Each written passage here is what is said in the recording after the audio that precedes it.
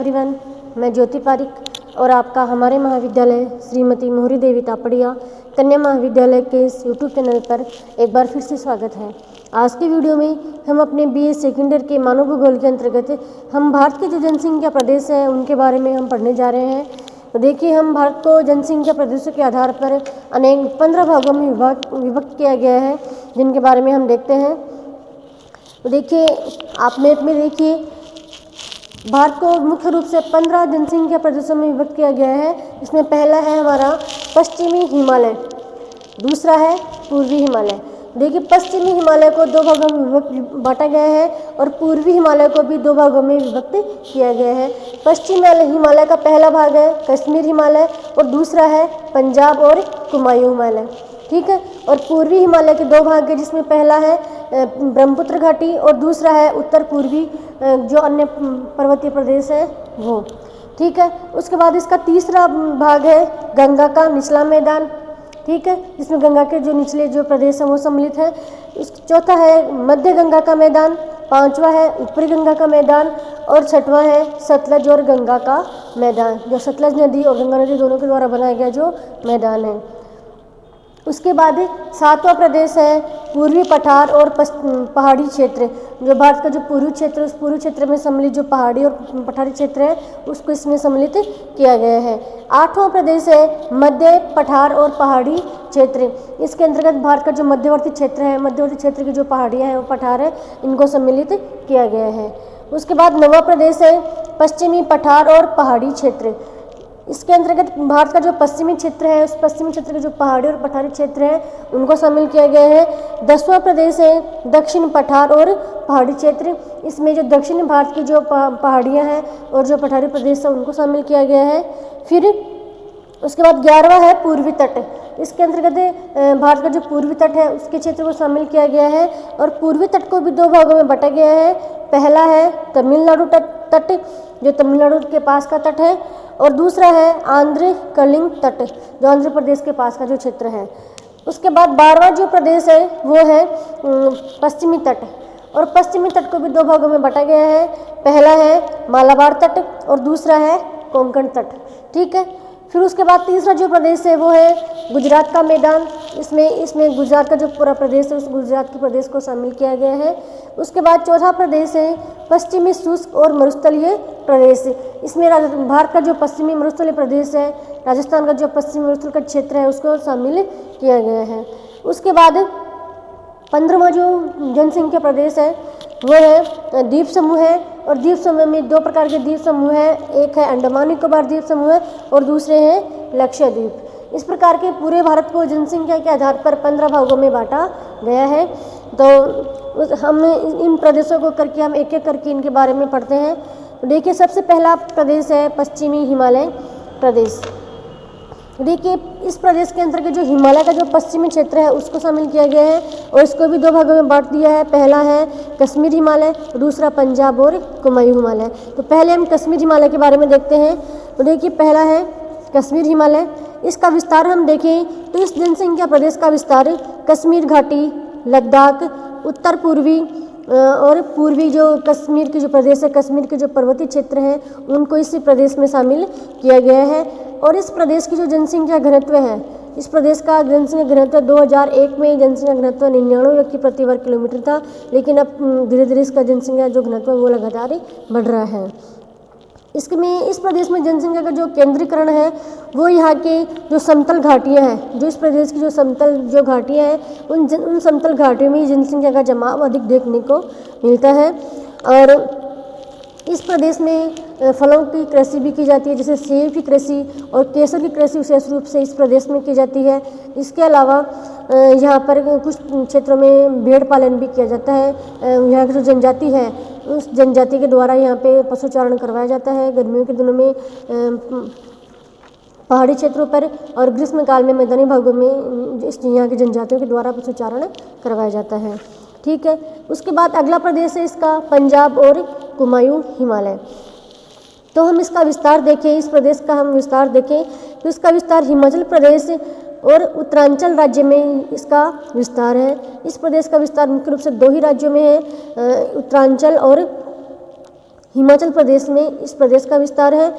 और पर्वतीय विषम धरातल होने के कारण से यहाँ के कृषि भूमि की कमी है, मतलब पर्वतीय विषमता है, यहाँ पे बहुत पठारी क्षेत्र है और पर्वतीय क्षेत्र है, इस वजह से यहाँ पे कृषि कार्य बहुत ही कम मात्रा में किया जाता है। ठीक है। और यहाँ पे जो जनसंख्या का जो घनत्व है वो 200 से लेके और 300 व्यक्ति प्रति वर्ग किलोमीटर में यहाँ निवास करते हैं। इसके बाद हम इसकी जो जनसंख्या है उसके हम व्यवसाय के बारे में देखें तो यहाँ की जो 70% जो जनसंख्या है वो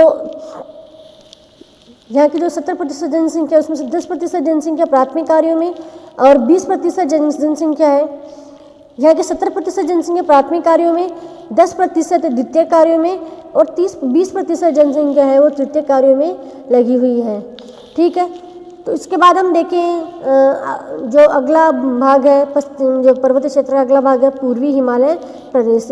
तो पूर्वी हिमालय प्रदेश में जो सम्मिलित जो क्षेत्र है वो है मुख्य रूप से ब्रह्मपुत्र घाटी। ठीक है।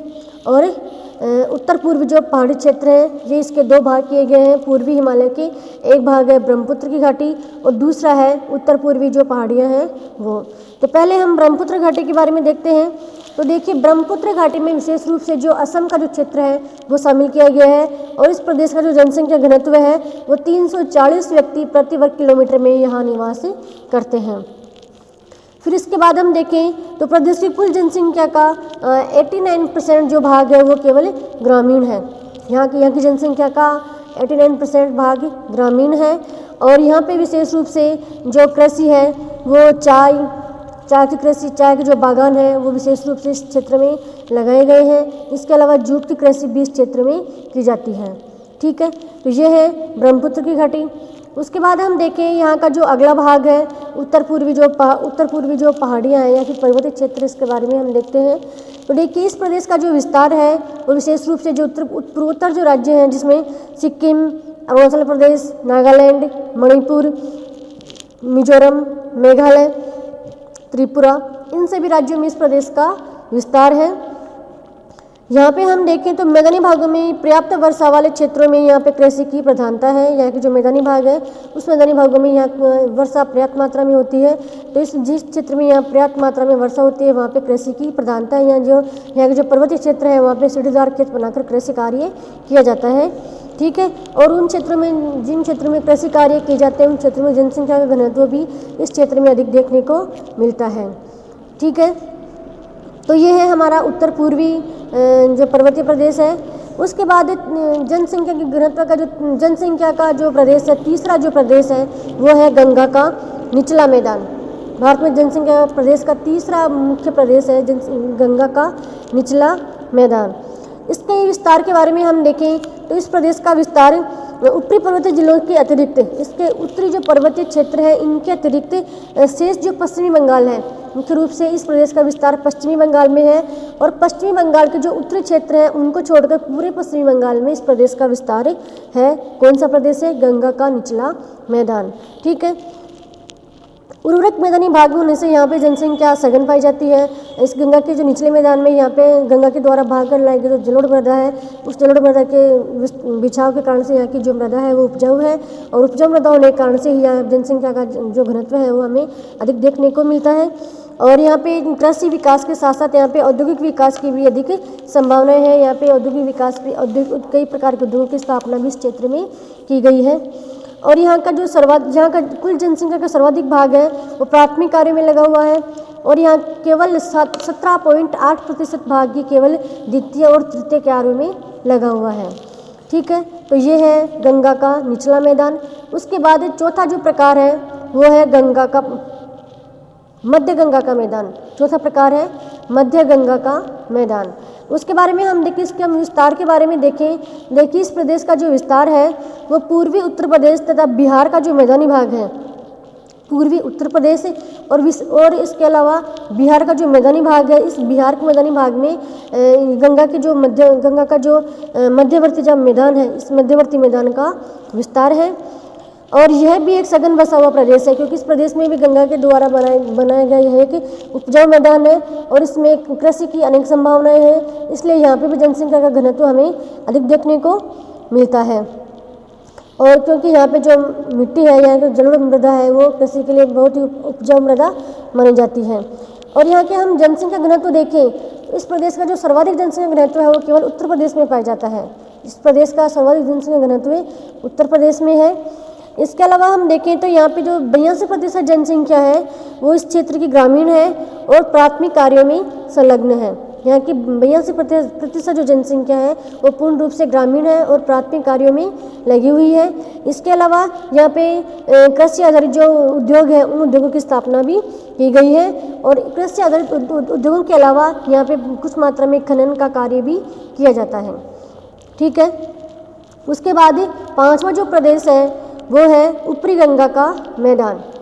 ऊपरी गंगा के मैदान के बारे में हम देखते हैं तो देखिए इसका जो विस्तार है, इसका विस्तार पश्चिम उत्तर प्रदेश, इसका जो विस्तार है विशेष रूप से पश्चिमी उत्तर प्रदेश में इसका विस्तार है जो सघन रूप से बसा हुआ है। इस यहाँ पे जनसंख्या का घनत्व बहुत अधिक देखने को मिलता है क्योंकि इस पर यह भी जो गंगा के द्वारा बनाया गया एक उपजाऊ मैदान है और इसका जो विस्तार विशेष रूप से पश्चिमी उत्तर प्रदेश में है।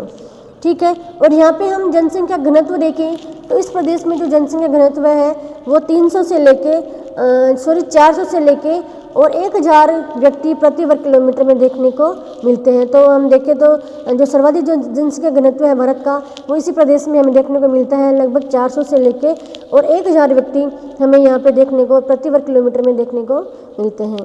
ठीक है, और उसके बाद हम देखें तो यह प्रदेश है वो भी जलोढ़ के द्वारा बनाया गया एक उपजाऊ मैदान है। यहाँ पे भी कृषि की अनेक संभावनाएं हैं और कृषि जो जलोढ़ मृदा है उसके विस्तार के कारण से यहाँ पे जो गहन प्रकार की जो कृषि है वो की जाती है।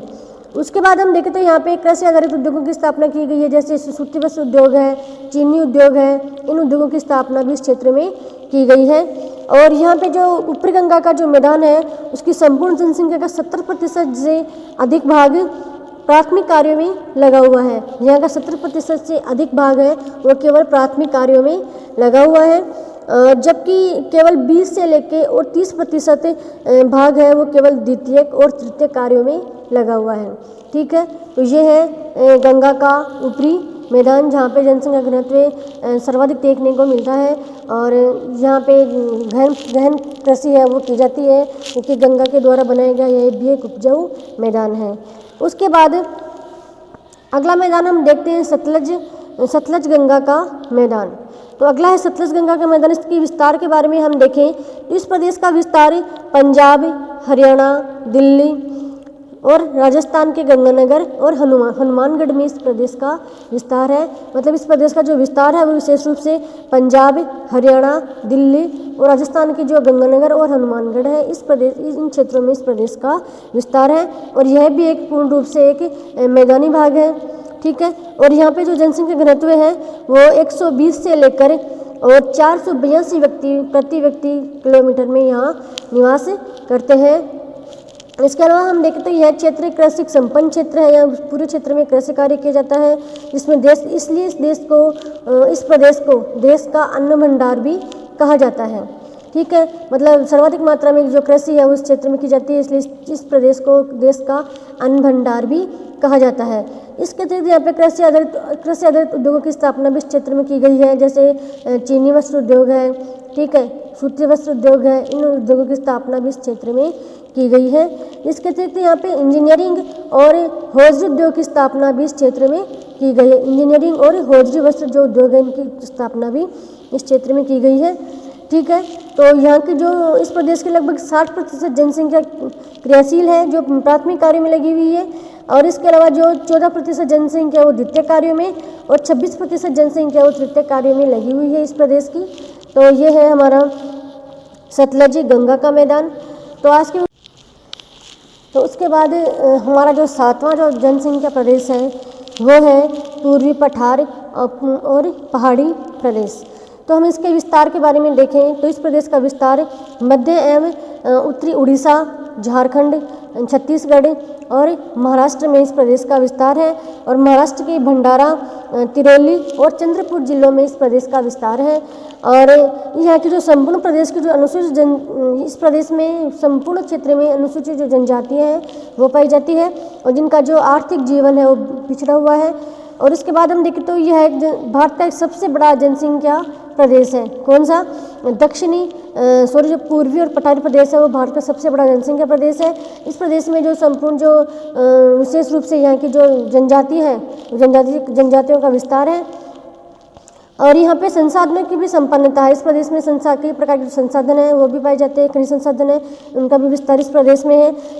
इस प्रदेश में प्रमुख रूप से कोयला क्षेत्र, जो महानदी है, यहाँ के जो कोयला क्षेत्र जिसमें महानदी दामोदर की घाटी, इस प्रदेश में कोयला के क्षेत्र पाए जाते हैं। और इसमें मुख्य रूप से जो खनिज संसाधन है जैसे लोहा है, इसका मैग्नीज है, यूरेनियम है, अभ्रक है, लोहा तांबा, चूना पत्थर आदि की जो खानें हैं वो भी इस प्रदेश में ही है। इसके अलावा भारत के जो प्रमुख 4 लोहा इस्पात जो कारखाने हैं जिसमें बोकारो, जमशेदपुर, राउरकेला और भिलाई, ये 4 हैं जो भारत के प्रमुख लोहा इस्पात के कारखाने हैं।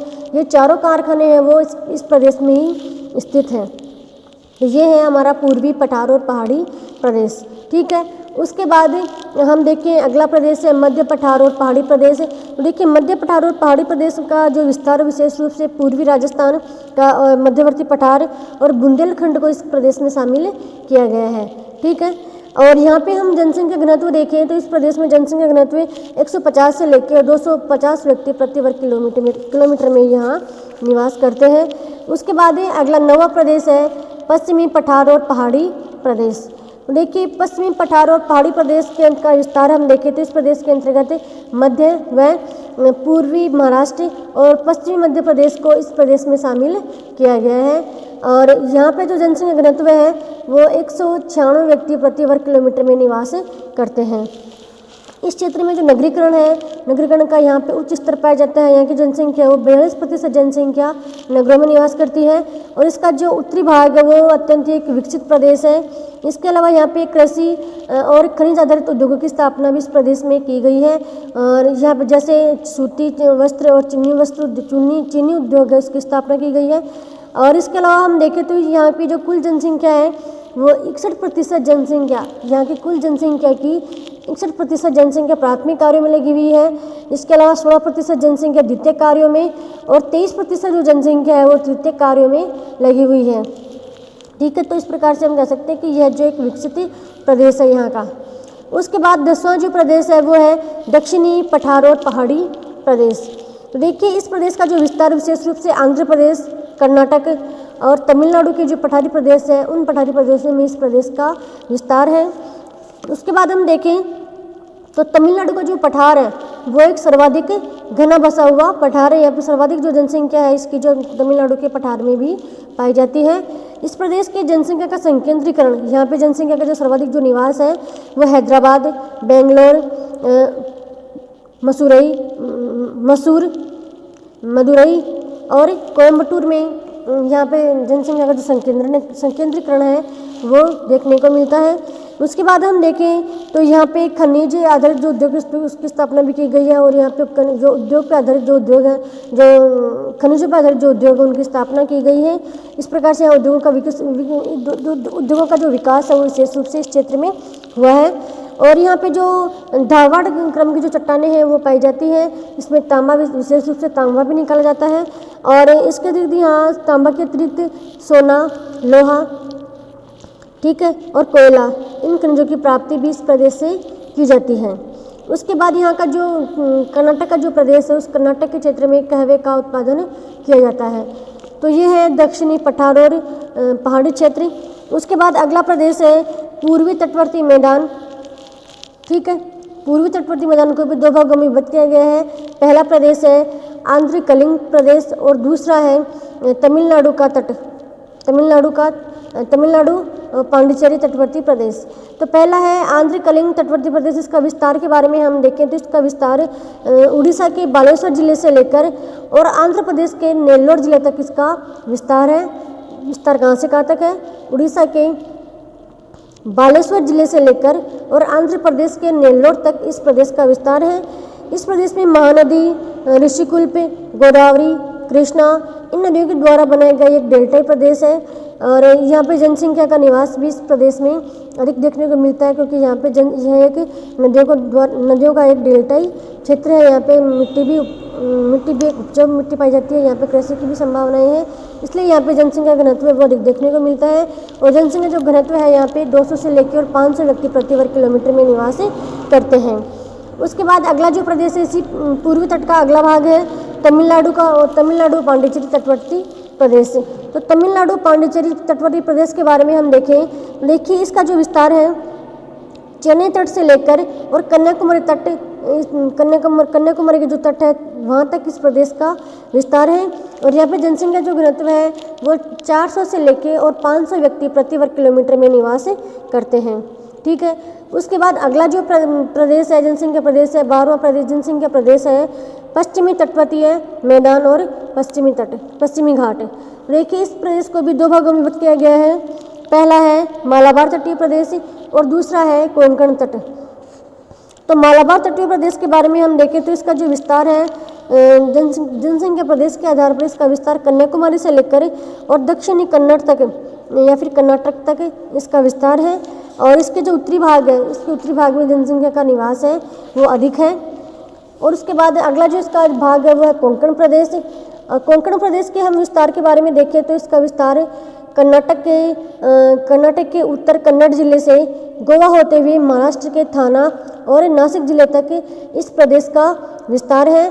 इसका जो उत्तरी भाग है, इसके उत्तरी भाग में उद्योगों की प्रधानता है। अनेक प्रकार के उद्योग इसके उत्तरी भाग में लगाए गए हैं। और यहाँ पे जनसंख्या का जो घनत्व है वो 400 व्यक्ति प्रति वर्ग किलोमीटर में यहाँ निवास करते हैं। ठीक है, ये है अपना कोंकण का तट। उसके बाद 13वां जो प्रकार है वह गुजरात का मैदानी और पहाड़ी भाग।